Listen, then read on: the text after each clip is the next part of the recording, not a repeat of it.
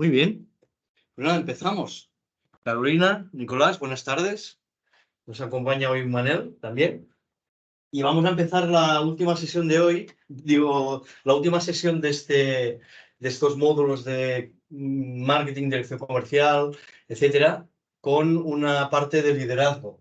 Porque en definitiva de lo que estamos hablando también es de gestión de equipos comerciales, y hablamos de liderazgo, en este caso de equipos comerciales. Y no solamente eso, sino que desde el liderazgo podemos hablar también de los hábitos de excelencia de esas personas que están en esos equipos, desde los equipos, como líder, yo como líder puedo mejorar la excelencia de mis equipos y cómo desde la excelencia podemos trabajar los hábitos para ser más eficaces y más eficientes. Por eso, en esta sesión de hoy hablaremos de liderazgo y hablaremos de algo también muy interesante como es el liderazgo de equipos. No solamente el liderazgo de equipos, sino también del liderazgo personal. En ese sentido, cuando hablo de liderazgo, no solamente estoy hablando de yo para mi equipo, sino de yo para mí conmigo. En ese sentido, primero sería toda la parte de liderazgo personal para después poder trabajar con los equipos. O dicho de otra forma, cambia tú para que tu equipo pueda cambiar. Esta sería un poco la premisa o el eslogan de hoy. Si yo logro ser una persona excelente con mis hábitos, yo tendré un liderazgo de equipos de personas excelentes en sus hábitos. En ese sentido, la introducción quería hacerla de esta manera, entendiendo que yo tengo que cambiar para que mis equipos también cambien, o yo tengo que poner de mi grano de arena para que las personas también puedan cambiar. Lo digo porque lo contrario es, yo hago siempre lo mismo y estoy esperando que los equipos o la gente hagan cosas diferentes, pues es una quimera que muchos jefes, muchos líderes tienen como creencia limitante, ¿no? Bueno, yo es que ya lo hago bien, son ellos los que no funcionan, o son ellos los que no me quieren, o son ellos los que no me aceptan, o son ellos los que no hacen lo que tienen que hacer, o son ellos quiero decir, las personas del equipo, son ellos los que no hacen lo que se tiene que hacer. Entonces, desde ese punto de vista de qué tengo que hacer yo con mis hábitos de excelencia, vamos a iniciar la sesión de hoy con una frase muy interesante, a partir de la cual vamos a ir desgranando todo lo que significa el liderazgo. En cualquier caso, esta frase es la que, nos da la explicación del por qué y el para qué del liderazgo. ¿Por qué es tan importante hablar de liderazgo? ¿Por qué es tan importante hablar de hábitos? ¿Por qué es tan importante hablar de excelencia del líder? ¿Por qué es tan importante hablar de pasar de jefe a líder, etcétera? Entonces, desde la introducción de Stephen Covey, de su libro, de los 7 hábitos para la gente altamente efectiva, os traigo una frase del prologador de este libro, que es Tom Morell, otro consultor también y profesor de universidad, que nos deja esta perla en forma de frase casi lapidaria, ¿no? Y dice así: las personas con hábitos de efectividad son las piedras angulares para formar organizaciones altamente efectivas. Es por esta razón que el desarrollo de estos hábitos en el nivel personal constituye la base para la efectividad organizacional. En ese sentido, lo que nos está diciendo es que los hábitos personales ayudan a que las organizaciones tengan un desempeño eficaz o eficiente, o eficaz y eficiente. ¿Vale? Por lo tanto, desarrollar estos hábitos en las personas, tanto líderes como las personas del propio equipo, es importante para esa efectividad organizacional. Y en definitiva, no sirve de nada hacer formación, trabajar en liderazgo, si eso no se convierte en hábitos de trabajo que puedan, de alguna forma, inculcarse a las personas y que las personas lo incorporen como trabajo, como desempeño en el día a día. ¿Cuál será su mejor desempeño? Cuando estos hábitos, estos hábitos de efectividad sean automáticos y los puedan aplicar a su día a día de forma automática sin tener que presionar, sin tener que recurrir a otros aspectos del liderazgo, sino que son las personas las mismas personas las que incorporan una serie de comportamientos y los convierten en hábitos. Cuando decimos que los convierten en hábitos, significa que el cerebro de la persona hace menos esfuerzo para poder ser eficiente. Por eso habla de hábitos de efectividad. Cuando somos efectivos, inconscientemente, cuando somos efectivos desde nuestros hábitos. Los hábitos son aquellos comportamientos que realizamos sin pensar, o casi sin pensar, sin mucho esfuerzo. Los hábitos de efectividad son aquellos comportamientos, aquellas conductas que nos ayudan a funcionar como un reloj, por ejemplo. O otros autores hablan de fluidez en los equipos, otros autores hablan de calidad en el servicio, otros autores hablan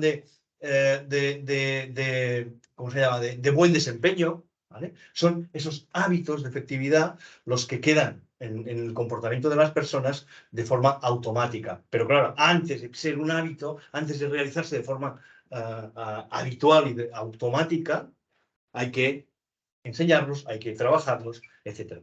En el liderazgo ocurre lo mismo. Hoy veremos una serie de formas de liderazgo, de maneras de liderar, de cambios de actitudes, de aptitudes, de comportamientos, de creencias. Y esas creencias que sirven para el liderazgo, el líder debe ser capaz de incorporarlas a su día a día. En ese sentido, se incorporan día a día como hábito cuando hay repetición.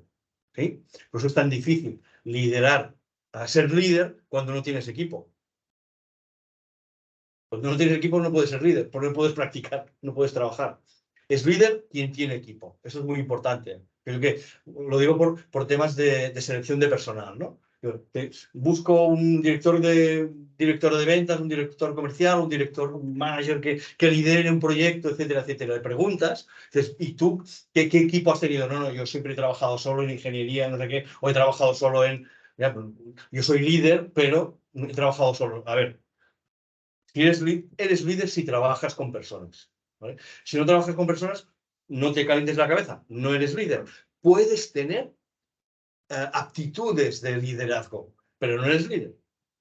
¿Sí? Por tanto, el liderazgo o el líder necesita a su equipo o un equipo de personas para poder decir que es líder, porque con esos equipos tiene que trabajar, tiene que practicar, tiene que desempeñarse adecuadamente. Y desde ahí trabajar los hábitos. ¿Sí? Líder es quien tiene equipo de personas que liderar. Si no tienes equipo, no eres líder. Porque tienes dotes de liderazgo, etcétera, etcétera. Innatos o no, ¿eh? Pero tienes que tener tu equipo. En ese sentido, me gusta trabajar mucho con la idea de Stephen Covey, que es el... Uy, perdón. Es el que es la imagen que tenéis aquí. Stephen Covey ya sabéis que es un gran, o ha sido un gran gurú del desarrollo empresarial de las personas, sobre todo del liderazgo.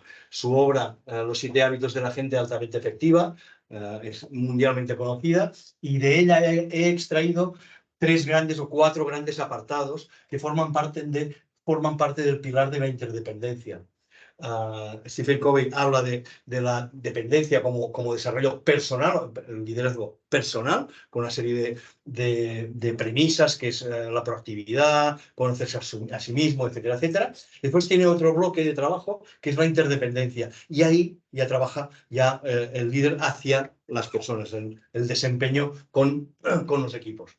Entonces, desde la parte más social de su doctrina, os traigo 4 áreas de liderazgo en las que trabajar y en las que convertirse en un líder, en las que convertir hábitos de liderazgo adecuados.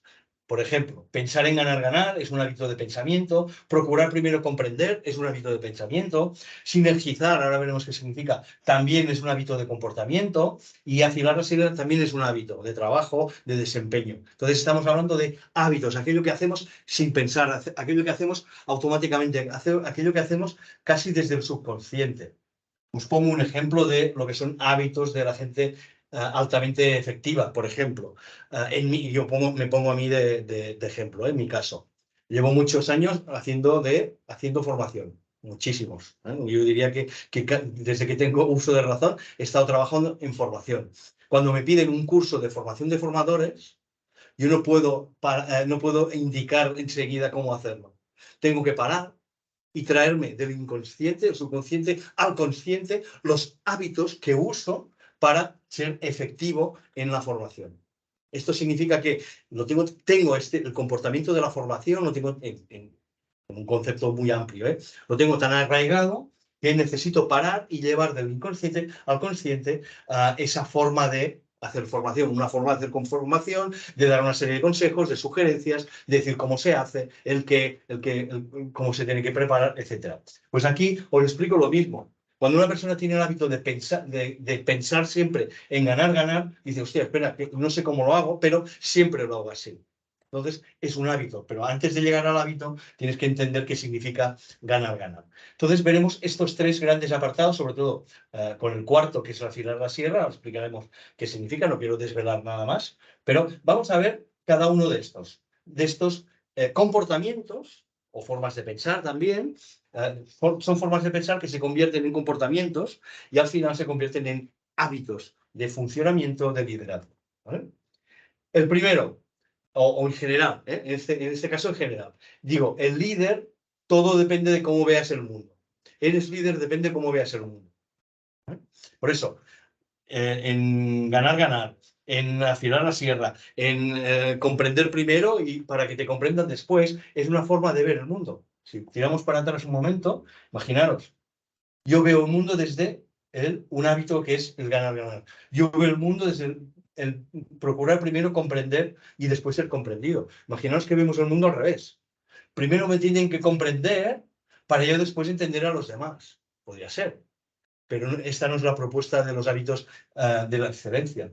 Los hábitos para la excelencia nos dicen, primero comprende a los demás y después serás comprendido. Esto es un hábito de trabajo, es una visión que tiene el líder. Por ejemplo, sinergizar. Otro caso también de habilidades de pensamiento que después se convierten en habilidades de comportamiento. Pero antes es la visión que yo tengo. Sinergizar significa que yo necesito a los demás para poder ser eficiente.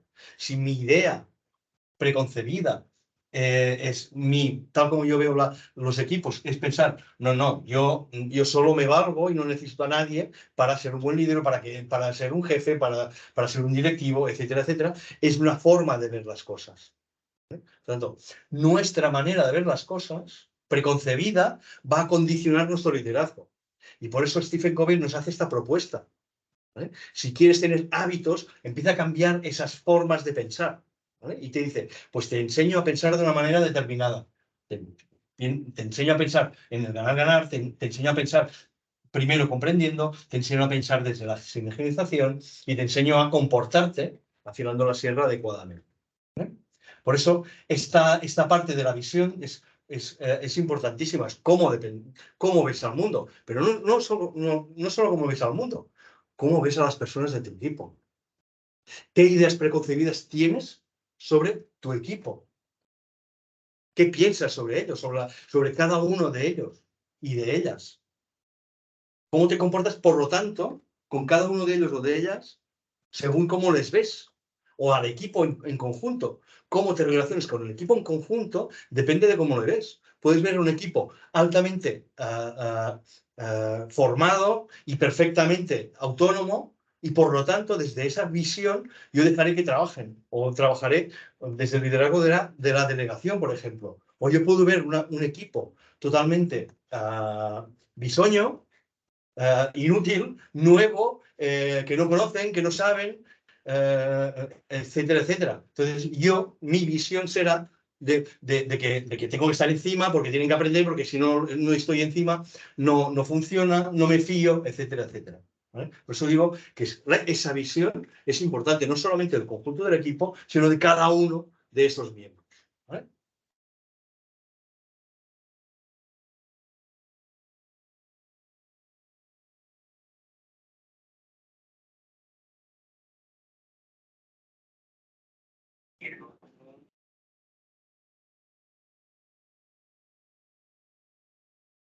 Visión. ¿Qué visión tenemos? ¿Sabéis ver el vídeo? ¿Te visto bien? ¿Qué visión tenemos de nuestro equipo? ¿Vale? A partir de aquí, pues vamos a empezar a trabajar esa visión.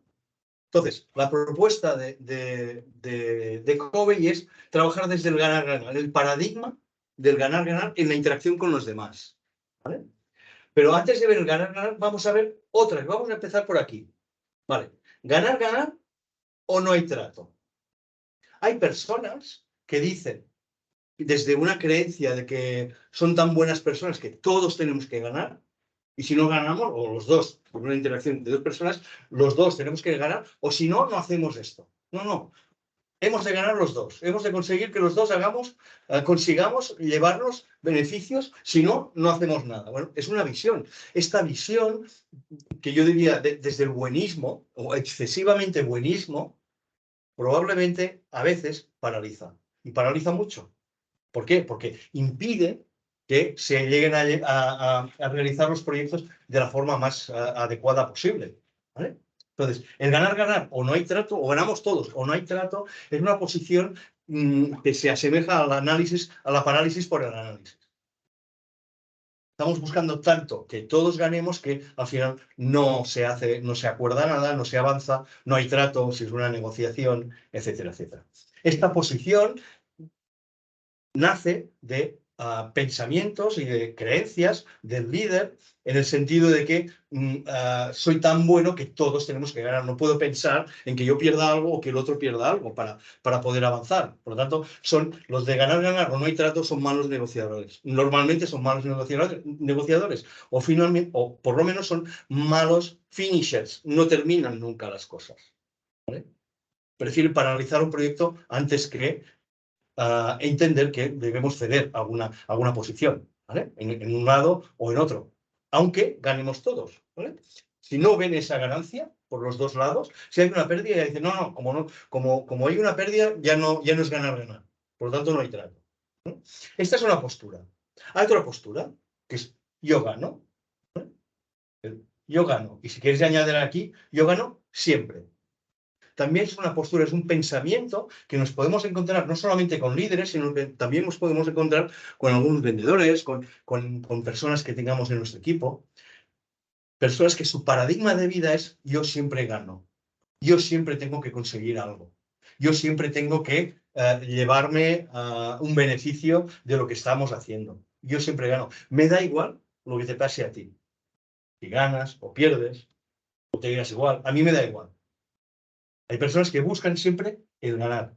Ganar siempre. Yo gano. Y no hay otra opción. ¿Vale? Este tipo de personas también suelen ser muy perfeccionistas. ¿Vale? Perfeccionistas. También son personas que pueden buscar un paradigma de comodidad. Todo tiene que ser fácil y se tiene que ajustar a mi forma de ver las cosas. ¿Vale? Y con personas que siempre están en el yo gano, es difícil trabajar. ¿Vale? Difícil trabajar porque muchas veces no puedes adaptarte a su situación. ¿Eh? Porque no siempre se puede ganar, o sí, pero en una relación empresarial no siempre podemos decir que yo gano y tú a mí me da igual que el otro pierda o lo que sea. ¿Vale? Porque las personas aquí en el yo gano siempre hay un coste emocional. En el yo gano, el otro que pierde, el otro que pueda perder, también pierde algo. Pierde una parte emocional. Se puede perder también una relación. Si yo siempre gano, probablemente estaré perjudicando a las relaciones en el equipo o con las personas. ¿No? ¿Sí? Otra forma de ver la vida y ver los negocios y las relaciones y de ver el liderazgo es el yo pierdo y tú pierdes. O sea, si estamos negociando y yo cedo algo, tú también tienes que ceder algo. Tú también tienes que perder. Si yo pierdo, tú también tienes que perder. ¿Eh? Y en este caso, siempre nos movemos en paradigmas que yo les llamo paradigmas de la pobreza. Siempre pierdo y siempre me quedo a medias, siempre, como yo me quedo a medias, pues el otro también se tiene que quedar a medias, ¿no?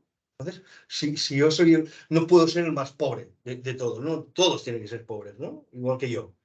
Entonces, este paradigma, yo le llamo el paradigma de la pobreza porque es muy triste.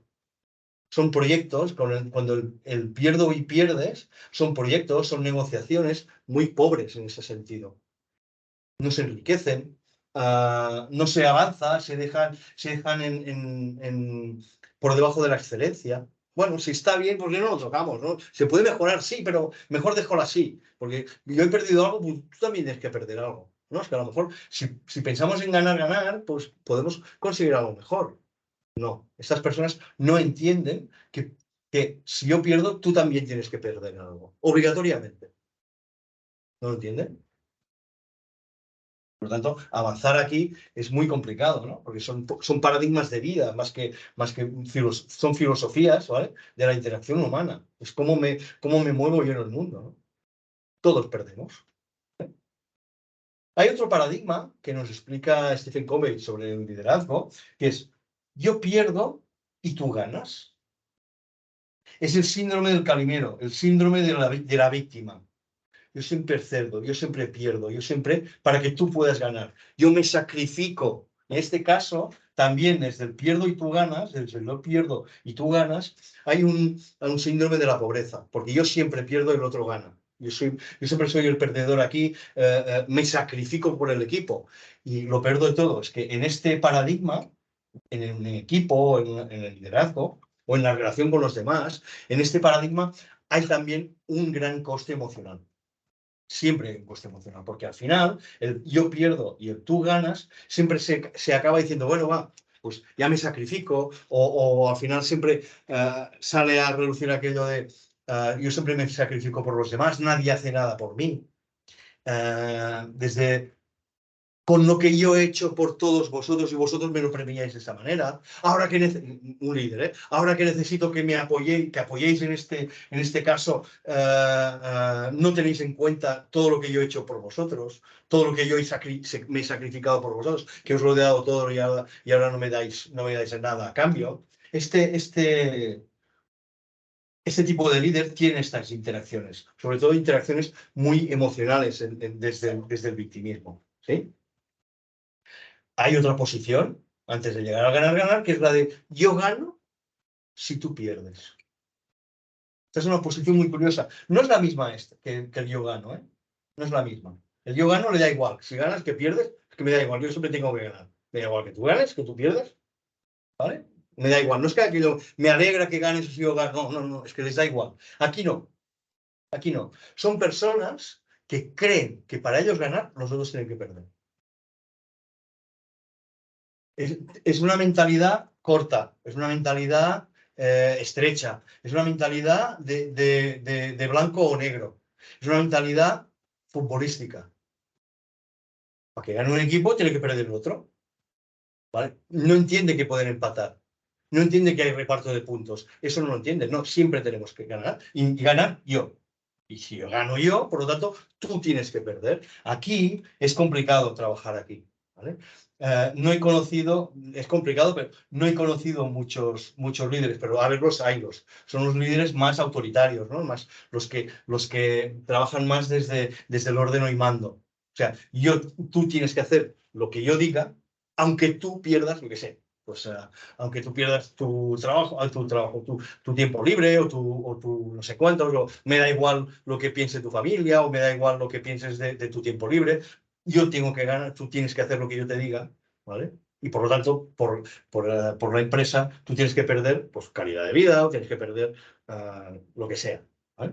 Este síndrome o este paradigma es complicado de gestionar. Normalmente, como digo, son líderes muy autocráticos, yo diría que muy egocentristas y rozando el trastorno del narcisismo, porque siempre tienen que ganar. Me da igual que lo que te pase a ti, pero tú tienes que perder si yo gano. Es un síndrome complicado de trabajar en la empresa, ¿vale? Y finalmente, el que recomienda Stephen Covey es el ganar, ganar. Pensar en el ganar, ganar es un paradigma y un hábito. Cuando inicio un proyecto, ya estoy pensando en cómo ganaré yo, cómo ganará el otro, o cómo ganará el equipo. Cuando presento un proyecto al equipo, ya estoy pensando en el ganar, ganar, ya estoy pensando en cómo vamos a crecer como equipo, cómo vamos a crecer como empresa, cómo vamos a crecer en el negocio, cómo vamos a crecer en nuestro proyecto, cómo van a crecer las personas que se incluyen en el equipo. ¿Vale? Si estamos hablando de gestión de equipos o de dirección de equipos, estamos hablando de esto, ganamos todos en este sentido, ¿no? Cada cual lo suyo.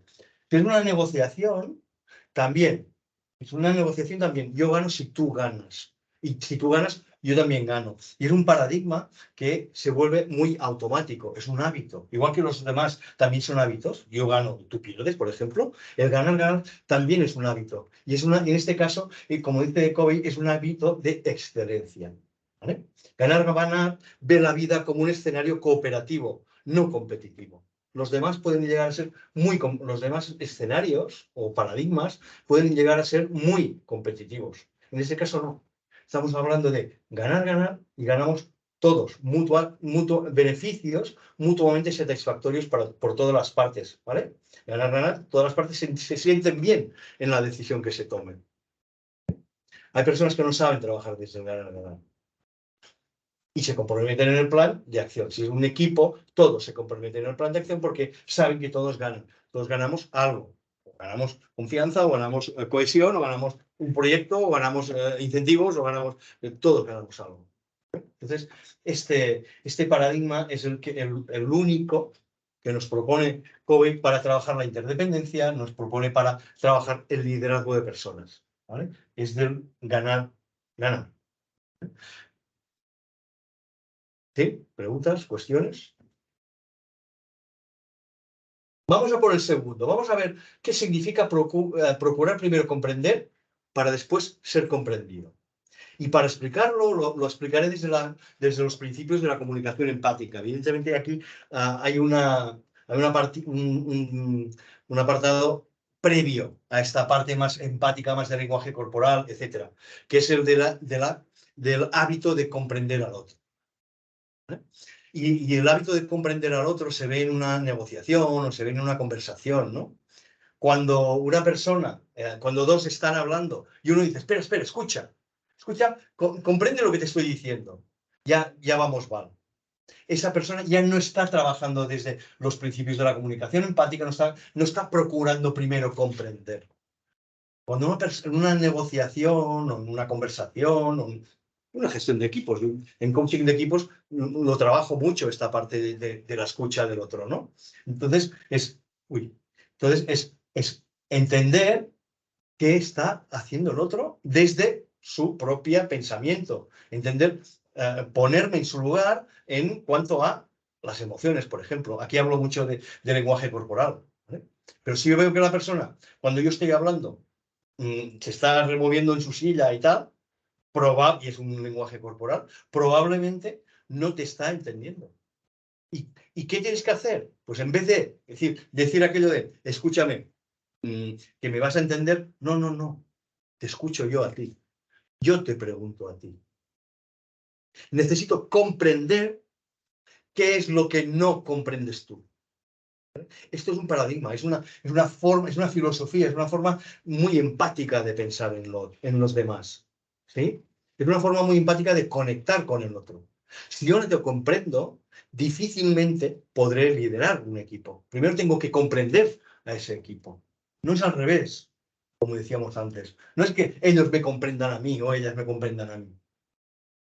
Para que después yo pueda explicarme o me hago comprender. No, es al revés. Primero, lo que tengo que hacer es comprender al otro. Y eso requiere mucha empatía. Mucha empatía, mucho contacto visual.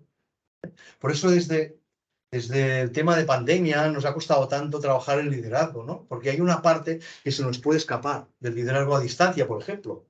¿Sí? Como puede ser la observación del lenguaje corporal. ¿Sí? Esta parte de observación del lenguaje corporal, del feedback que hace el otro, no solamente con la mirada, sino con su cuerpo, su postura, etcétera, es altamente rico para poder trabajar esta parte de primero comprender al otro. ¿Sí? Los que llevamos mucho tiempo, como decía antes, los que llevamos mucho tiempo en formación, sabemos qué decimos cuando decimos primero comprender al otro, antes de ser comprendido. ¿Vale? Y hay una frase que yo no utilizo nunca, y además designa exactamente este hábito de primero comprender, que es, ¿lo entendéis? ¿Lo comprendéis? Esta frase nunca la utilizo. Siempre utilizo la frase de, ¿me explico adecuadamente? ¿Me he expresado claramente? ¿Hay alguna duda sobre lo que yo acabo de explicar, acabo de decir? Y eso significa comprender al otro, es primero comprender al otro, entender qué está sucediendo y para ello se necesita una práctica también, un hábito anterior, que es el de la escucha empática. Escucho empáticamente cuando soy capaz de leer, como ya lo hemos explicado en algún momento, soy capaz de leer, soy capaz de ver cómo se está comportando el otro. Estoy comprendiendo que no llega mi mensaje, estoy comprendiendo que le da igual mi mensaje, estoy comprendiendo que no está de acuerdo, aunque no haga así con la cabeza, no hace falta que haga así con la cabeza. Yo ya veo y me doy cuenta, me empatizo con el otro y me doy cuenta que no estoy llegando con ese mensaje. Por lo tanto, ¿cuál es la opción? ¿Cuál es el hábito? El de no solamente de la escucha empática, sino de primero comprender al otro, antes de entrar en una negociación. ¿Vale? Te escucho. Por eso, en ventas es tan importante la escucha activa. Muchos vendedores que se enrollan como una persiana y no dejan hablar o dejan hablar muy poco a su cliente. Lo vimos el otro día en la clase que hicimos de técnicas de venta. La escucha es primordial y para escuchar yo me tengo que callar. Y cuando me callo no tengo diálogo interno, porque este es otro. Yo me puedo callar, pero por dentro estoy pensando, este no tiene razón, no sé qué, no sé cuántos, en vez de ponerme en su lugar. Hostia, ¿y por qué a mí me resuena esto que está diciendo que no me gusta o no me acaba de cuadrar? ¿Por qué? Esa pregunta que me hago yo, quiero comprenderte primero. Entonces, esta frase, procurar primero comprender para después ser comprendido, es importantísima, porque si no comprendes, después no te entenderán los demás. Y pues pasa aquello de, ¿me comprendéis? ¿Comprendéis lo que digo? ¿Comprendéis lo que explico? ¿Me has entendido? ¿Lo entiendes? Estas son frases vacías, si no has hecho un trabajo previo de comprender al otro. Primero comprendo al otro y después seguro que me comprenderán a mí. ¿Por qué? Porque lo que estoy haciendo es ponerme en su lugar. Estoy poniéndome en su lugar, no solamente en el plano cognitivo, sino también en el plano afectivo, en el plano emocional. Y leo todo su comportamiento, leo su lenguaje corporal, etc. Y desde ahí hago la escucha empática necesaria para intuir lo que siente el otro. Y eso es comprender. Cuando Covey habla de comprender al otro, para después ser comprendido, significa comprenderle emocionalmente también. Escucharle y comprenderle emocionalmente. Sí, no sé si hay algo en el chat, puede ser. A ver. Hola, se ve regular la slide con brillos y texto borroso, lo sé. Sabemos que se ve regular, sabemos que se ve borroso, pero por lo menos no se ve con rayas de colores que tapaban incluso el texto. ¿Vale? Aquí también lo vemos borroso, porque es el proyector en este caso. ¿Vale? Lo que hemos cambiado es la orientación del foco de la cámara para que no se vea sin rayas, o sea, se vea sin rayas. Pero lo borroso está igual que lo vemos aquí. Lo que se puede hacer es acercaros un poco más, por si lo podéis comprobar o lo podéis ver mejor. ¿Vale? Bien, primer hábito, pensar en ganar. Segundo hábito de excelencia, procurar primero comprender para después ser comprendido. Tercer hábito de excelencia para trabajar la interdependencia de Covey es la sinergia. Y la sinergia significa la cooperación creativa. Y el liderazgo, esto es un apartado muy importante. ¿Vale? Aquello de que yo soy el jefe, yo soy el que tiene las buenas ideas, en una reunión, por ejemplo, ha terminado ya. Las buenas ideas no salen ni del jefe ni de una persona. Las buenas o las mejores ideas salen del diálogo entre todas las personas del equipo. Y entre todos hacen algo mejor en conjunto que la suma de los resultados individuales de cada cual. ¿Vale? Esta parte es muy importante. La sinergia es 1 más 1 igual a 3 o más. La sinergia no es 1 más 1 igual a 2. La sinergia es, entre todos convertimos una idea en la mejor, entre todos. No porque uno haya tenido una buena idea, esa es la que vale. O un líder, un jefe dice, esto es lo que vamos a hacer, lo vamos a hacer de esta manera, no significa que sea lo mejor que se puede hacer. ¿Vale? Por eso hablo de la sinergia como esencia del liderazgo transformador. Si quieres transformar desde el liderazgo, tienes que trabajar las sinergias, tienes que trabajar la colaboración, la creatividad de todo el equipo. De hecho, cuando hablamos de liderazgo, siempre buscamos en la formación trabajar la visión del equipo. ¿Cómo ves al equipo en conjunto? Ya no ves diferentes individualidades. Ya no ves un equipo de 12, 13 personas, ves 13 personas sentadas en una silla. No, ves un equipo en conjunto y como tal, ese equipo se comporta. Y como tal, ese equipo es capaz de dar mejores ideas, desempeñarse de la mejor manera posible como equipo. No es la suma de las individualidades, ¿vale? Trabajar en equipo es ese proceso creativo e innovador que ayuda a generar las mejores ideas, a obtener los mejores resultados, ¿vale? Un equipo bien llevado siempre es mejor que la suma de las individualidades. El resultado de un equipo siempre es mejor que la suma de las individualidades. Por contra, también podemos decir que el eslabón más débil es por donde va a ceder el equipo, por donde fallará. Tú puedes tener un equipo excelente, pero puedes tener un eslabón que falla. Probablemente el equipo no tendrá el mejor desarrollo si ese eslabón no está debidamente alineado con los demás, ¿vale? Por eso esta parte de sinergia es ayudar también al otro a que funcione, al equipo a que funcione, incluso con los eslabones más débiles. Sinergizar significa eso, que entre todos, a pesar de ese eslabón, vamos a sacar el equipo adelante, ¿eh? O el proyecto o lo que sea. Hay una metáfora en ese sentido que se llama el vuelo de gansos, ¿vale? Los gansos, cuando emigran, no sé si, bueno, igual habéis visto alguna imagen, cuando emigran los gansos, las bandadas de gansos emigran en forma de cuña, ¿vale? Van volando en forma de cuña. Siempre hay uno o dos delante que van de alguna manera cortando el viento y los demás se van colocando por detrás en forma de punta de flecha, ¿vale? Eso es pura sinergia. ¿Por qué? Porque se ha descubierto que tienen diferentes comportamientos. Diferentes comportamientos del tipo, el que va delante es el que abre el camino, el que le siguen los demás, el de delante del de delante lo que hace es cortar el viento del otro, y por tanto su propio vuelo ayuda a que el de atrás pueda volar. Incluso se ha demostrado, se ha visto, se ha comprobado que cuando un ganso de la bandada, de la punta de flecha, se cansa o está enfermo o va a morir, lo apartan del grupo, o él propiamente se aparta del grupo, sale de esa punta de flecha y se va pues, a tierra, a morir a tierra, pero le acompañan otros dos, otros tres gansos, le acompañan hasta que muere. Y después ya suben otra vez y se incorporan a la punta de flecha.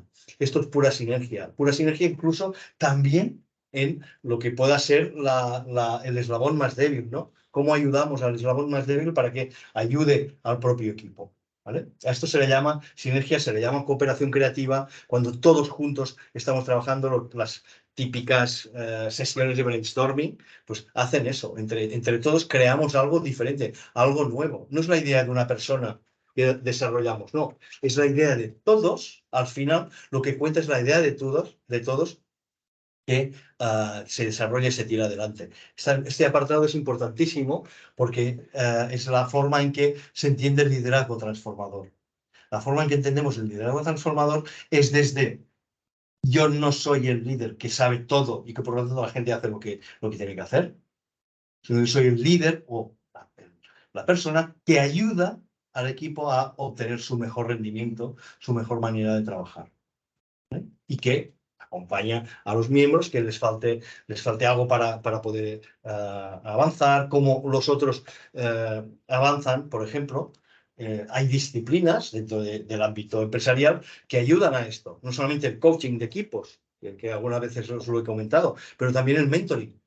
El mentoring es una forma también de sinergizar, de cómo mayores ayudan a menores o menores ayudan a menores, o entre dos personas que uno está en un nivel cognitivo superior que otro, intelectual, le ayuda a que se pongan al mismo nivel. El mentoring es pura sinergia. Coaching es pura sinergia porque entre todas las ideas sale una excelente, ¿vale? Sin tener en cuenta la del jefe. Eso es lo que hacemos en coaching. No tenemos en cuenta al jefe. tenemos en cuenta al propio equipo y cómo el propio equipo es capaz de generar unas ideas, unos proyectos, una idea, lo que sea, que quieran realizar de la mejor manera posible. ¿Vale? ¿Sí? ¿Me he explicado adecuadamente? Bien, vamos a por la cuarta, que no la tenemos aquí, pero es una cuarta que de alguna forma es transversal.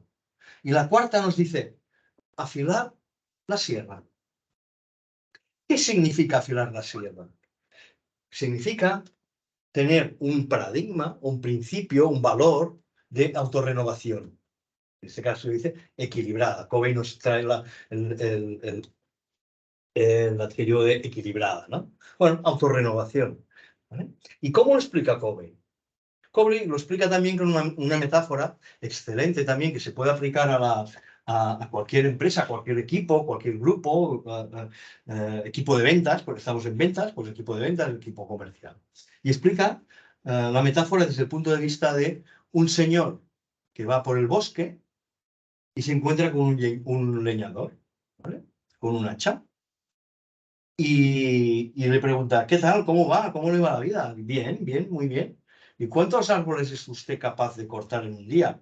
Y bueno, depende de si hemos empezado la semana o no, o de si estoy muy cansado o no. ¿Y eso qué significa? Le pregunta el viajero al leñador. Bueno, pues significa que el hacha se puede estropear y que depende de si está muy mellada o no, pues cortará más o cortará menos. Bien. Y el viajero le pregunta, oiga, ¿y por qué no se para a afilar la sierra para poder trabajar con menos esfuerzo y para poder siempre ser efectivo y eficiente en su trabajo? Y le contesta el leñador, ¿sabe qué pasa? Es que no tengo tiempo de parar y afilar la sierra. Desde este punto de vista, podemos entrar en la renovación, equilibrada o no, equilibrada, ahora veremos por qué equilibrada, ¿eh? Pero la renovación significa pura formación. La renovación significa afilar la sierra, significa parar y me renuevo para poder continuar siendo eficiente y eficaz. No solamente yo como líder, sino a mi equipo también. Por eso ahora están tan de moda todo esto del team building o la formación, o ahora menos porque ahora con el learning te enchufan el learning, aprende esto, afila la sierra con un learning. Yo prefiero afilar la sierra con un curso de formación presencial bien hecho o team building, etc. ¿Vale? Entonces, ¿qué significa afilar la sierra? Significa parar, significa renovarse, significa retroalimentarse para poder seguir siendo eficiente. Si yo no afilo a la sierra, probablemente no podré ser eficiente. Si yo no paro y me renuevo, me reciclo, si no aprendo nuevas formas de trabajar, nuevas maneras incluso de comportarme, de ser, de sentir, yo no podré ser eficiente o perderé eficiencia. Por eso, cuando yo hablo de autorrenovación y cuando Covey nos trae la autorrenovación, a mí me gusta llevarla no solamente al ámbito de la formación, el reciclaje, formación, estar al día, leer mucho, hacer cursos de novedades, etcétera, sino que yo busco para los líderes y sobre todo para el equipo también, que sean capaces de entrar en una dinámica de hábitos de renovación integral, desde la parte emocional, cómo me renuevo emocionalmente, cómo tomo cursos que me ayuden a renovarme emocionalmente, cómo hago un coaching individual, por ejemplo, para poderme renovar emocionalmente. Ahora las empresas están poniendo servicios de acompañamiento psicológico precisamente para esto, para cómo me renuevo después de un fracaso, cómo trabajo la resiliencia, cómo trabajo, pues eso, los hábitos de las soft skills, cómo trabajo la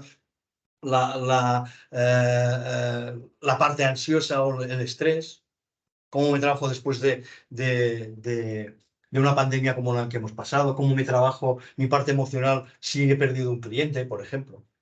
Esta parte de la dimensión emocional de la persona es muy importante para renovarse. Pero también está la renovación espiritual. Y hostia, pero espiritual en el trabajo, sí, también. La renovación espiritual nos ayuda de alguna forma, a reconciliarnos con nosotros mismos, con nuestros valores, con nuestros principios. Cuando yo digo, estos valores, las creencias que yo he llevado durante toda la vida ya no me sirven, estoy conectando con mi espiritualidad. De hecho, hay algún autor, que en este caso es Borja Vilaseca, que dice, la diferencia entre espiritualidad y religión es que la religión es para las personas que creen en el infierno. Y la espiritualidad es para las personas que ya han estado en él. Dicho esto, la renovación espiritual es importante, pero no estoy diciendo de hacer un retiro espiritual, de estos que hay mucho humo y se vende mucho humo en este sentido y también se vende pues, mucho engaño. No, estoy hablando de autoconocimiento puro. ¿Cómo me conozco a mí mismo en estos momentos de mi vida? A lo mejor hace 10 años me reconocí a mí mismo de una manera. Hoy, después de 10 años, me reconozco a mí de otra. Esta parte es renovación espiritual. Cómo mis valores, mis principios están funcionando, cómo están al servicio de mi trabajo, de mí mismo, de mi equipo, como líder. Y esta parte de renovación espiritual tiene que ver con los valores, cómo jerarquizo, ¿sí? Cómo soy capaz de priorizar unas cosas por encima de las otras en este momento de mi vida, que no tiene que ser lo mismo que hace 10 años, ni tiene por qué ser lo mismo que hace dentro de 10 años. Esta parte de renovación espiritual también forma parte del liderazgo. No solamente el liderazgo personal, sino cómo ayudo a mi equipo a crecer en este apartado espiritual. En otro orden de cosas tenemos la dimensión intelectual de la renovación. Aquí sí que de alguna forma podemos trabajar el conocimiento, podemos trabajar la parte cognitiva, los cursos de formación, etcétera. Cómo intelectualmente estamos vivos, cómo intelectualmente estamos relacionados con el mundo desde el conocimiento, ¿vale? No solamente de mi propio trabajo, de mi propio desempeño, de mi propio sector, sino de otros. Si mi sector es el asegurador, pues bueno, intelectualmente soy propenso a conocer otros sectores, cómo están funcionando. ¿Vale? Y esta es la parte de desarrollo intelectual, de renovación intelectual. ¿Vale? La renovación física tiene que ver con el físico. Tiene que ver con lo que Covey habla de la capacidad de producción. Y la capacidad de producción es mi cuerpo. Si yo no me siento bien en mi cuerpo, en mi mente, etcétera, yo no soy capaz de producir adecuadamente. Cuando tengo que cuidar mi capacidad de producción para que mi producción sea la adecuada. ¿Vale? Si yo no me cuido físicamente, como capacidad de producción, mi producción será mala. Si no duermo bien, si no me alimento adecuadamente, si no mantengo unas buenas relaciones con las personas, etcétera, etcétera. Todo este ámbito físico, ¿vale? Cómo me alimento de mi entorno y cómo me alimento yo de comida, ¿no? En ese sentido, cómo duermo, cómo hago deporte, cómo me muevo. Esta parte física también es muy importante como renovación para el líder y para el equipo. Todo el líder que sea capaz de ayudar a su equipo a que tengan renovación física estará funcionando bien. ¿Sí? La renovación ambiental, bueno, pues tiene que ver con el entorno, ¿vale? El entorno de pues, los despachos, la fábrica, la decoración, la marca. Aquí entraría toda la parte del marketing, entraría toda la parte del envoltorio de mi trabajo. Yo, como líder, facilito que el ambiente sea el más adecuado. Como yo ayudo a que el ambiente ayude también al equipo a renovarse en ese sentido. Si tienen espacio, si no tienen espacio, si ponemos una cafetera, si no la ponemos, si tienen acceso a conocimiento, por ejemplo, fácil, ¿vale? Etcétera, etcétera. La parte financiera es importantísima, por supuesto, porque es la parte del reconocimiento si estamos hablando de equipos de ventas, estamos hablando de la parte financiera de la remuneración. Lo hemos hablado en motivación extrínseca, motivación intrínseca, los incentivos, paga bien a tus equipos, o por lo menos incentivarles adecuadamente, con incentivos que sean adecuados a su labor, que se reconozca tanto el resultado como el camino que utilizan para conseguir ese resultado. Ese reconocimiento también es importante a nivel financiero, económico. Y después tenemos la continuación del ocupacional. ¿Cómo estoy tratando a mis equipos? cómo en sus ocupaciones, en el caso del empleo, cómo lo estamos gestionando. ¿Son empleos precarios? ¿Estamos dando facilidades? ¿Estamos siendo honestos con el trabajo de las personas? ¿Estamos explotando? ¿No estamos explotando? Todo esto es parar y reflexionar. ¿Vale? Convenio colectivo, por ejemplo. Vamos a negociar lo que se hace normalmente, ¿no? Vamos a negociar el convenio. Esta parte interesante de la ocupación ayuda a que el equipo pueda funcionar de la mejor manera posible. Y finalmente, lo social. Fijaros cómo en pandemia se ha abierto un melón, ¿vale?, que es el del liderazgo a distancia. Los equipos están dispersos, los equipos no se ven cada día. Yo como líder no estoy viendo a mis equipos, no estoy garantizando esa labor social de cohesión del equipo que hacemos desde el liderazgo, por lo menos de forma presencial o física, o de contacto físico, ¿vale? Y por lo tanto, esta renovación social también tiene que ver con cómo puedo a distancia seguir creando liderazgo, cómo puedo a distancia seguir haciendo equipo, cómo puedo a distancia trabajar la cohesión de ese equipo. Por lo tanto, esta parte de lo social también es un momento de pensar cómo puedo hacerlo mejor, a pesar de la distancia social. En este caso pongo el ejemplo de la distancia social, pero la renovación es cómo nos encontramos. Hoy hay empresas que, habiendo instaurado el teletrabajo, por ejemplo, y habiendo instaurado la posibilidad de hacer teletrabajo 1, 2 o 3 días a la semana, ¿vale?, han instaurado un día que es el de nos encontramos todos juntos. Puede ser un miércoles o los lunes, y dicen, vale, hacemos teletrabajo, pero los miércoles todos nos encontramos en la oficina. Es esta renovación social que nos referimos cuando vemos la dimensión del ser. Es parar, afilar la sierra, también forma parte de lo social. Lo social también cuidarlo desde afilar la sierra. ¿Sí?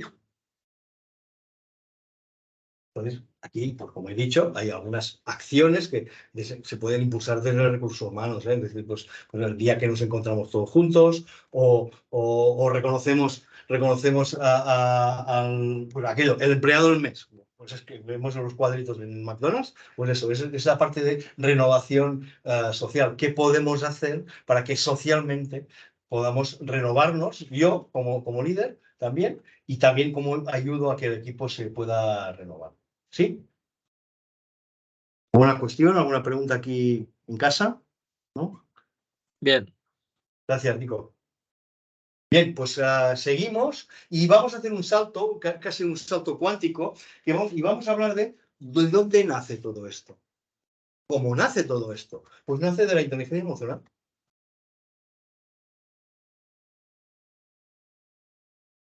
Si tuviéramos que resumir de alguna forma el origen de todas estas cuestiones del liderazgo, por ejemplo, lo podríamos decir, bueno, pues el líder será un líder excelente si es capaz de gestionar adecuadamente la inteligencia emocional, la suya y la del equipo. De hecho, las grandes teorías del liderazgo nacen a partir de la inteligencia emocional. ¿Vale? Y dentro de la inteligencia emocional tenemos un apartado de entendimiento, que es el de la inteligencia clásica. ¿Vale? La inteligencia clásica, ¿qué nos dice? Solo hay una inteligencia, que es ese coeficiente de inteligencia que nos han medido cuando éramos pequeños. ¿Somos inteligentes o no somos inteligentes? ¿Vale? Esta inteligencia clásica es estable durante toda la vida, no se puede cambiar ni modificar. Y esta inteligencia clásica se puede medir con test. Como veis, esta inteligencia clásica tiene poco que ver con la inteligencia emocional, o muy poco que ver. O muy poco que ver. Poco o muy poco. ¿Qué significa esto? Que cuando estamos liderando, podemos trabajar desde nuestra inteligencia clásica, de lo que sabemos, lo que conocemos, lo que nos ha medido. Podemos trabajar desde nuestro conocimiento, de nuestra experiencia, de lo que hemos aprendido, lo que hemos estudiado, etcétera, etcétera. Es toda la parte de la inteligencia clásica, pero no podemos olvidar la inteligencia emocional. La buena noticia es que la inteligencia emocional se aprende. La mala noticia es que la inteligencia clásica no se aprende, nacemos con ella. De hecho, la inteligencia clásica es la que cuando éramos pequeños nos decían, pues tú eres listo, tú eres tonto. Te decían, pues tú tienes un 110 y tú tienes un 120 de índice de inteligencia o coeficiente de inteligencia, y con eso te quedabas. Ah, mira, qué bien, yo soy tonto o soy más tonto que este porque he dado un resultado de cuestionario más bajo que otros. Entonces, nos quedábamos con esto, ¿vale? Esta es la mala noticia, es para siempre la misma, para todo. La buena es que la inteligencia emocional no solamente se aprende, sino que es básica, fundamental e imprescindible para el auténtico liderazgo.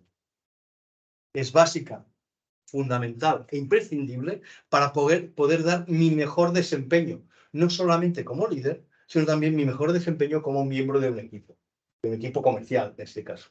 ¿Vale? No son los mejores, no son mejores los inteligentes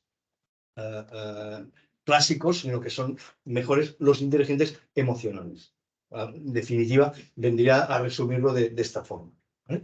Y es esta inteligencia emocional la que nos ayuda a liderar mejor, la que nos ayuda a crear líderes de verdad, la que nos ayuda a crear líderes que transforman, líderes que ayudan a los equipos a evolucionar, a crecer. ¿Vale? Es esta inteligencia emocional que como capacidad de tomar conciencia de las propias emociones, de las de uno, comprenderlas, manejarlas adecuadamente, ¿vale? Pero no solamente eso, sino también las de los demás, ¿sí? Inteligencia emocional ya no es solo autoconocimiento, me conozco, me reconozco a mí en mis emociones. No, es que conozco también las de los demás. Por eso, si hablamos de empatía, impepinablemente tenemos que hablar de inteligencia emocional. ¿Por qué? Porque no solamente me reconozco en mi emoción, sino también reconozco las de los demás. En definitiva, autores como Daniel Goleman y otros que antes que él han trabajado en la inteligencia emocional y han demostrado que el liderazgo nace de la inteligencia emocional, y cuanto más inteligente sea, probablemente mejor liderazgo podré ejercer. ¿Eh? En este caso, desde la inteligencia emocional nos vamos a la regulación emocional. Regulación emocional no es control. ¿Vale? Control, es que yo me controlo emocionalmente, yo me controlo. Pues si no me controlo, le arranco la cabeza, ¿no? Eso no es regulación emocional, ni tampoco es sano, ¿vale? Porque esa emocionalidad queda ahí, no sabemos qué hacer con ella, no, la controlamos, la reprimimos, ¿vale? Nos resignamos y sufrimos. Estamos hablando de regulación emocional como habilidad para reconocer y expresar nuestras emociones, reconocer y expresar nuestras emociones a la persona adecuada, en el momento adecuado, con el propósito justo y de la forma correcta. A esto le llamamos regulación emocional. ¿Sí? Una forma ponderada de transmitir emocionalidad, una forma ponderada de reconocer la emocionalidad de los demás, de reconocer a mí mismo. Por tanto, diríamos que los mejores líderes son los que mejor manejan la inteligencia emocional. ¿Vale? Desde la neurociencia nos han llegado cantidad de estudios que demuestran que la toma de decisiones, por ejemplo, está basada en la inteligencia emocional, más que en la inteligencia del neocórtex prefrontal, que es donde reside la parte de toma de decisiones. Y, en definitiva, se necesita la suma de la inteligencia clásica con la inteligencia emocional para tomar las mejores decisiones, para poder liderar adecuadamente, etcétera, etcétera. Desde solo la emocionalidad no vamos a poder liderar ni vamos a poder tomar buenas decisiones. Desde solo la racionalidad tampoco vamos a poder tomar buenas decisiones, porque además eso no existe. Hasta ahora las escuelas de negocios nos han dicho, para ser un buen directivo, para ser un buen líder, tú tienes que fijarte solo en la parte racional, ser al máximo objetivo posible. No puedes sufrir, no puedes padecer, no puedes tener en cuenta la emoción del otro, de tu gente, de tu equipo, de no sé, mentira podrida. Los mejores líderes, hoy en día, los mejores directivos, son los que saben compaginar la parte racional con la parte emocional. Eso es un aprendizaje, porque tienen que cambiar también ese chip. No, es que en las escuelas de negocio me han enseñado a ser objetivo, a ser frío.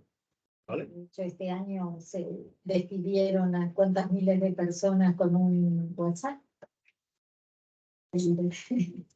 A ver, eso no es que hayan decidido ser fríos, que son unos gilipollas, directamente.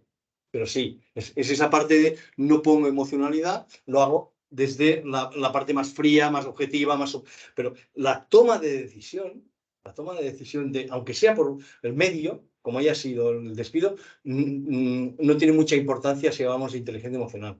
Es qué emocionalidad, qué emocionalidad han tenido a la hora de tomar esa decisión, aunque el medio ha sido un WhatsApp, ¿vale? Entonces, dirán, no, es que lo hemos hecho de la parte más racional posible, más objetiva, porque hemos hecho los números y tanto, ta. Eso es casi imposible. El 90% de las decisiones que tomamos los humanos son o nacen de las emociones. Y esto es investigación en neurociencia y en neurociencia del liderazgo o neuroliderazgo. 90% de las decisiones que toman los líderes las toman desde las emociones. Entonces, ¿cuál es la cualidad mejor de un líder? Es saber compaginar emocionalidad y razón. ¿Para qué? Para tomar las mejores decisiones. Aún sabiendo que las decisiones, el 90% dependen de las emociones. Detrás de este despido masivo hay una emoción. Que es la emoción del miedo a perder dinero, por ejemplo. Es una emoción. Y esa emoción me ayuda a tomar una decisión. La razón me ayuda a tomarla de la mejor manera posible. Pues despido 20 o 20.000. Lo hago en persona, por teléfono o por WhatsApp. Tomo la mejor decisión, aunque que a veces no lo parece. ¿Vale? Pero en cualquier caso, lo que quería trasladaros es esto. La inteligencia emocional es lo que de alguna forma nos ayuda a ser, nos condiciona a ser líderes. Desde la inteligencia emocional somos mejores líderes. Desde nuestra regulación emocional somos mejores líderes transformadores y acompañantes de las personas. Porque en realidad las personas somos emociones. Si nos sustraemos a esta realidad, estamos perdidos. Hasta ahora, como decía, las escuelas de negocios han fabricado directivos fríos, calculadores, objetivos, etcétera, etcétera. Y les han dicho, no puedes sufrir, no puedes padecer, no puedes emocionarte. Pues eso ha creado grandes sufridores en la empresa de hoy, porque es imposible. Entonces, ¿qué sucede? Pues que las empresas de negocios están cada vez trabajando más toda la parte emocional, ya están introduciendo la inteligencia emocional en los currículums y en las carreras de directivos, de SADE, de IES, de lo que sea. Cada vez están introduciendo más acompañamiento emocional como coaches ejecutivos, por ejemplo, que acompañan a los estudiantes en su salida o en momentos difíciles de escoger, etcétera. Ya están trabajando la parte emocional desde el coaching. Y la paradoja de todo esto es que hasta ahora han negado las emociones en los negocios, por decirlo de una manera, en las direcciones, y ahora buscamos robots que tengan emociones. Es que nos hemos vuelto locos. Hasta ahora hemos dicho que los humanos no pueden ser emocionales, y ahora los robots buscamos que sean emocionales. Es esa paradoja tan extraña del mundo de hoy, ¿no? Pero que no viene más que a demostrar que la inteligencia emocional es necesaria y es crítica en la toma de decisiones. Y ahora un apunte de neurotransmisores. ¿Por qué? Porque creemos que la inteligencia emocional es algo que sucede, que no sé qué, que pasa, que tal. Y en realidad, la inteligencia emocional depende de los neurotransmisores. Como sabéis, las neuronas no se tocan entre ellas, no hay contacto entre las neuronas. Lo que veis aquí es una neurona. Perdón, lo que veis aquí son dos neuronas. De hecho, son las terminaciones de dos neuronas, un axón, una que suelta el neurotransmisor y la otra lo recibe. Las neuronas son unidireccionales. Una recibe, la otra da. Una recibe, la otra da. La otra recibe, la otra da. ¿Vale? No van al revés. Yo doy y además recibo. No. Cuando van en una sola dirección. ¿Vale? Y en esta dirección, ¿qué se hace? Intercambiar neurotransmisores. Gracias a estos neurotransmisores somos capaces de sentir, somos capaces de emocionarnos. ¿Vale? Entonces, de los 63 neurotransmisores que la neurociencia ha descubierto, hay algunos que nos sirven, son útiles para el bienestar. Son los que veis aquí, la dopamina, la serotonina, el GABA, la acetilcolina, la oxitocina. Estos son neurotransmisores que nos ayudan a estar bien. Por lo tanto, dicho de otra forma, un líder que se precie tiene que saber cómo ayudar a su equipo a segregar dopamina, serotonina, GABA, acetilcolina, oxitocina. La dopamina es muy fácil. Con el agradecimiento ya estás trabajando que el otro tenga esté segregando dopamina y por lo tanto se empieza a sentir bien, que tenga sentimientos agradables de estar bien consigo mismo, con las personas que le rodean, con su jefe, etc. Solo con el agradecimiento. Eso es tan importante que los jefes sepan agradecer, que los líderes agradezcan a las personas y al equipo el esfuerzo que hacen. Porque eso contribuye al bienestar solamente por segregar un neurotransmisor entre neuronas, ¿no? Esto es el espacio intersináptico donde se vierte este neurotransmisor, la otra neurona lo recibe y eso genera una emoción. La serotonina le llaman el neurotransmisor de la felicidad. Pero es que el neurotransmisor de la felicidad se consigue a través de pensamientos positivos. Pero no es aquello de pensamiento, hay que ser positivo, hay que tomárselo bien todo. No, no, no, esto es un cuento chino. La psicología positiva llevada al extremo es un cuento chino. Cuando dicen, tienes que ser positivo, no, yo, coño, ya lo sé esto. No, es que como vendedor tienes que pensar en positivo, de que las cosas van a salir bien. Coño, esto ya lo sé. Pero ¿cómo lo hago para hacer eso? Entonces aquí entra el líder. Aquí entra el trabajo del liderazgo para que los equipos puedan segregar la serotonina necesaria, trabajando los logros, objetivos, la visión, la misión de tus equipos. Desde ahí puedo generar pensamiento positivo. Si no, no puedo. No por decirte, sé positivo, vas a hacerlo. Es lo que se hace ahora, ¿no? Tienes que la felicidad, tienes que ser feliz, ¿no? Coño, no, porque tú me digas que tengo que ser feliz, voy a serlo. Y este paradigma de la felicidad, pues oiga, pues no, la felicidad no existe. La felicidad es un momento feliz. Pero la felicidad toda la vida, no, esto es una subnormalidad. Eso es un perogrullo, es mentira. Existe el bienestar, eso sí. Pero la felicidad es el momento de cada cual, ¿no? Entonces, yo soy líder y yo soy responsable de que mis equipos estén bien acompañados en el logro, en sus objetivos, en la visión de la empresa, en hacia dónde vamos como equipo, etc. El GABA es el que es, yo diría que el GABA es el gran neurotransmisor que va en contra del cortisol. El GABA ayuda a rebajar el estrés. Cuando meditamos, estamos segregando GABA. Y el GABA se vierte en el cerebro para darle paz, para darle tranquilidad, para calmarlo, para reducir el temor, para reducir el miedo que supone tener ansiedad, por ejemplo. Entonces, desde la meditación podemos desarrollar el GABA, o en este caso segregar GABA, que es el que mantiene a raya el cortisol. El cortisol es una hormona que se vierte en las glándulas suprarrenales y se vierte en sangre. Entonces, hay personas que van de cortisol hasta las orejas. Significa que están súper estresados, porque están súper cabreados, etc. Estas personas necesitan contrarrestar los niveles de cortisol, porque eso es la hormona del estrés. Y el cortisol, vertido en sangre, puede afectar a algunos órganos, cáncer, úlceras, ataques al corazón, etc., en niveles altos y continuadamente. ¿Vale?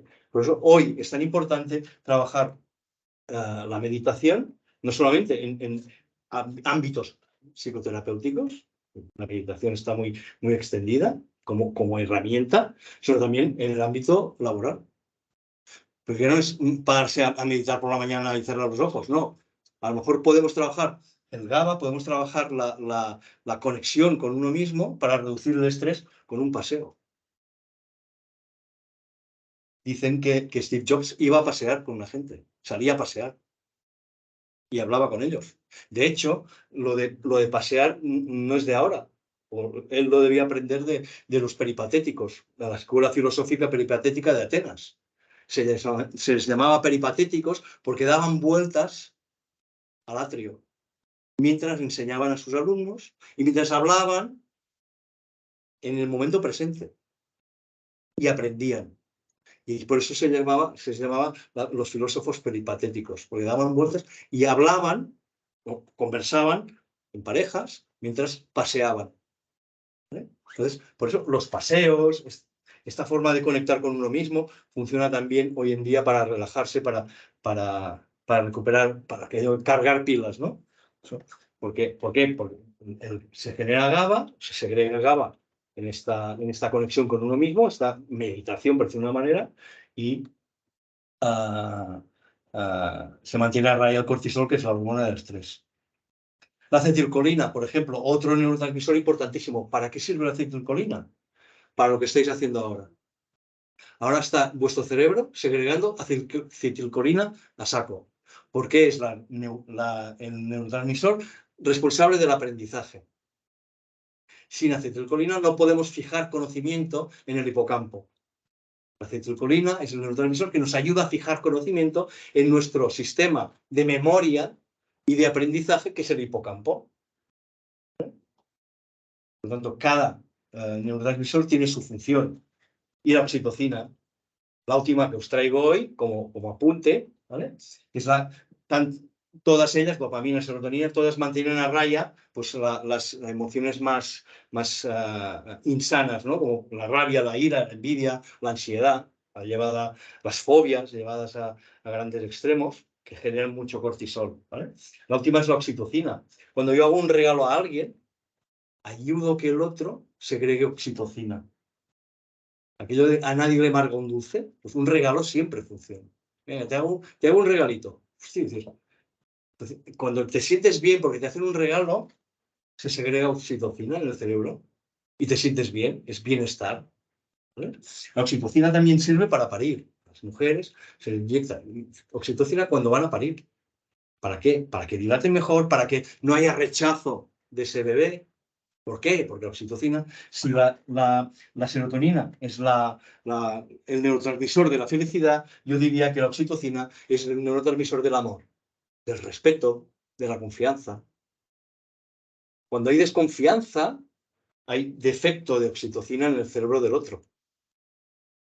Por eso, en temas de ventas, equipos de vendedores, trabajamos mucho cómo se genera la oxitocina, cómo segrego oxitocina.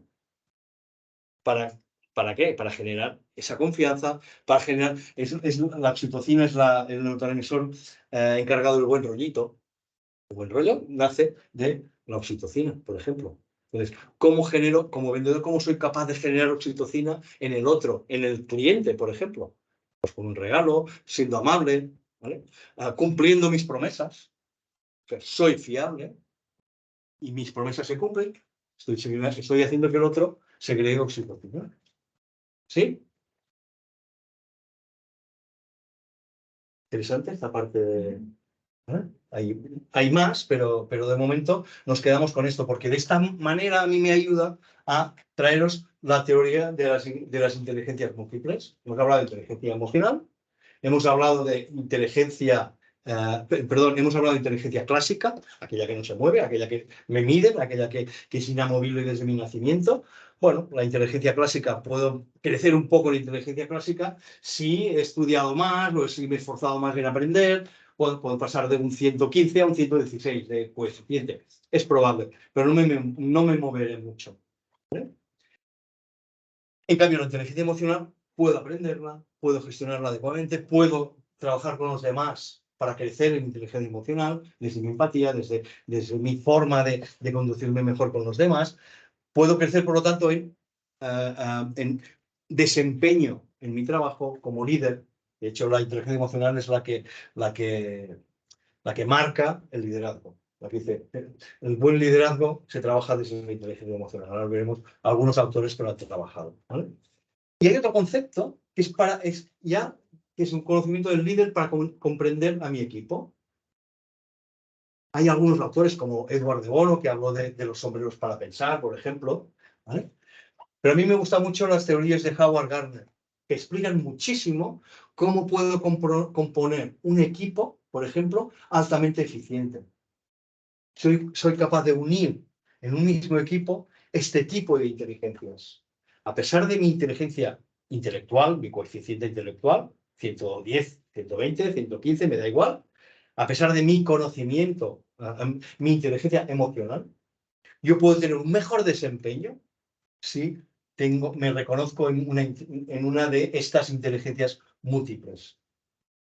Entonces, hay personas que tienen una tendencia a lo musical extraordinaria, tienen una inteligencia musical desarrollada. Eso es la teoría de Howard Gardner, que nos dice, no solo tenemos una sola inteligencia, o no solo todo depende de la inteligencia clásica del coeficiente, no solo depende de la inteligencia emocional, también tenemos que tener en cuenta cuál es nuestra inteligencia múltiple, musical, cinético-corporal. Personas muy buenos deportistas tienen este tipo de inteligencia. Lógico-matemática, aquellas personas que tienen muy buena escucha y aprenden desde el ámbito más del número, por ejemplo, o la lingüística. Los grandes escritores tienen inteligencia múltiple lingüística, o espacial. Los taxistas tienen gran inteligencia espacial, o la inteligencia existencial para aquellas personas, o reservada a aquellas personas desde la parte espiritual, sacerdotes, personas que trabajan desde la parte de la espiritualidad, ¿vale? O la naturalista, pues toda la parte de conexión con la naturaleza. Pero si algo podríamos deducir de todo esto, es que hay dos grandes inteligencias, la interpersonal y la intrapersonal. La interpersonal es la que caracteriza a los comerciales. Ellos dicen, un comercial nace o se hace, igual que el líder, ¿eh? ¿Nace o se hace? Bueno, probablemente se haga y nazca. ¿Cómo? ¿O con qué? Con una inteligencia interpersonal por relación con los demás. ¿Vale? Que es un comercial, perdón, es un comercial puro. Bueno, probablemente tenga una inteligencia interpersonal mucho más elevada que los demás. Personas con inteligencia intrapersonal son aquellas personas que se reconocen muy bien, que enseguida pueden empatizar con el otro porque saben cómo son ellos mismos. Esta parte de introspección puede ser, la inteligencia interpersonal puede caracterizar a personas tímidas o personas con una relación más retraída con los demás, ¿vale? Pero en cualquier caso, fijaros que tener un equipo de trabajo, sea comercial, o sea, de trabajo, de desarrollo de un proyecto con el conjunto de estas inteligencias, ¿vale? Es súper enriquecedor. Porque imagínate que solo disponemos de personas que tienen una inteligencia lingüística, pues a lo mejor nos faltará el contrapunto lógico-matemático. O si yo soy líder y tengo una inteligencia muy espacial, y tengo un equipo que solo trabaja la parte existencial, pues tendré problemas de relación y de integración con mi equipo. Entonces, si tengo un equipo variopinto, será mucho más fácil para mí como líder integrarme en un equipo multidisciplinar, por decirlo de una manera. En este caso de las inteligencias múltiples. De todas formas, quedaros con esta idea.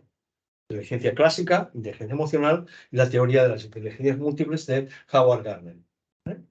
Esto no tiene más importancia que la de componer un equipo que sea capaz de conjugar todas estas inteligencias para nuestro trabajo. A lo mejor tenemos un trabajo que solo la lógica matemática es suficiente. Si yo necesito un equipo informático de desarrollo, de equipos de programas informáticos, probablemente con que sean lógico-matemáticos tendré suficiente, probablemente. Pero no siempre es así. A lo mejor dentro de esa parte lógico-matemática también necesito equipos o personas que tengan una capacidad lingüística de poder explicarse con los demás, ¿no? Poder explicar cómo funciona el sistema informático o lo que sea. ¿Vale? ¿Sí? ¿Vale? Pues aquí, como resumen, digo, ¿qué caracteriza la inteligencia emocional y el liderazgo? Pues bueno, pues que, por ejemplo, los estilos de los líderes varían. Yo puedo tener un líder tímido y analítico, puedo tener un líder extrovertido o un líder impulsivo,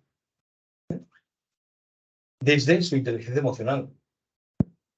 ¿Qué más tenemos que saber sobre la inteligencia emocional y el liderazgo? Pues que el liderazgo puede ser situacional. depende de la situación de la empresa, depende de la situación del equipo, yo actuaré de una forma o actuaré de otra, como líder. ¿Vale? Es la propuesta de Kenneth Blanchard. Pues entraremos en más detalle en este caso. Diferentes situaciones reclaman diferentes tipos de liderazgo. ¿Sí? Es el liderazgo situacional de Kenneth Blanchard. Pero en cualquier caso, la gran conclusión es esta. Los líderes más efectivos tienen algo muy en común. Es un alto grado de inteligencia emocional. Y esto ha sido descubierto por el autor, por Daniel Goleman, que hizo cientos de entrevistas a miles de líderes, cientos de entrevistas a miles de líderes, viendo cómo estaban liderando, qué características tenían en común que les separaba. Y en definitiva, llegó a la conclusión de que es la inteligencia emocional la que se necesita para poder liderar. ¿Vale? Un jefe que quiera evolucionar al líder transformador, etcétera, etcétera, impepinablemente tiene que desarrollar su inteligencia emocional. Y la inteligencia emocional está formada por diferentes emociones, como su mismo nombre indica. ¿Vale? Hay 6 emociones básicas, os las traigo aquí. Aquí hay una intrusa, ahora os diré cuál es. ¿Vale? Os lo voy a preguntar. Los neurotransmisores cumplen la función de facilitar la generación de las emociones básicas. La del miedo, la de la rabia, la tristeza, el asco, la alegría, la culpa. ¿Vale? Esas son las básicas. Esto es como los colores. Las inteligencias, las emociones son muchísimas, son 70 y pico emociones que se han descubierto, los científicos han descubierto, hasta 74 emociones en las personas. ¿Vale? Pues he traído las básicas. Y diréis, bueno, y de estas 74, o sea, ¿cómo se forman las otras 70? Pues por la combinación de estas. Por la combinación de esas. Estas son las básicas, las que duran segundos. Las que ya tardan más, las que duran un año o dos, ya son sentimientos. O se pueden convertir en neurosis. Desde una tristeza que dura años, se puede convertir en una depresión. Y es una neurosis. O ese miedo al futuro se puede convertir en una ansiedad. Y eso ya es un trastorno neurótico que hay que tratar psicológicamente o psicoterapéuticamente. ¿Vale? Estamos hablando de las emociones que surgen por un estímulo del día a día. Yo puedo tener una reunión con un jefe mío y me puede aparecer el miedo. Podemos tener una reunión en el equipo que no ha conseguido los objetivos y aparece la rabia. El problema de todo esto, o perder un cliente, tristeza, si perdemos algo, o asco, si me cae mal. Me cae mal es el asco esto, ¿no? Pero la alegría también, ¿eh? Fijaros que aquí no damos ni positivas ni negativas. No hay emociones positivas ni negativas. Si os dicen eso, se están equivocando. Las emociones sirven para adaptarnos a las situaciones, sirven para sobrevivir, sirven para reconocernos, para trabajarnos, para evolucionar, para ayudar a los demás. Para eso sirven las emociones. ¿Vale? ¿Cuál es la intrusa de estas? Como emoción básica, ¿eh? ¿Cuál creéis que es la intrusa en estas emociones básicas? Que no es básica, que es secundaria, que es aprendida, forma parte de las 70 y pico emociones que hemos descubierto los científicos en las personas. ¿Cuál diríais que es la intrusa? ¿Sí? La rabia. La rabia. La culpa, de estas 6 que hay aquí, la culpa es la única que es secundaria, que no es una emoción básica, que es una emoción aprendida. ¿Vale? Es como racional, ¿no? Es aprendida. Es aprendida. ¿Vale? Ahora lo explico.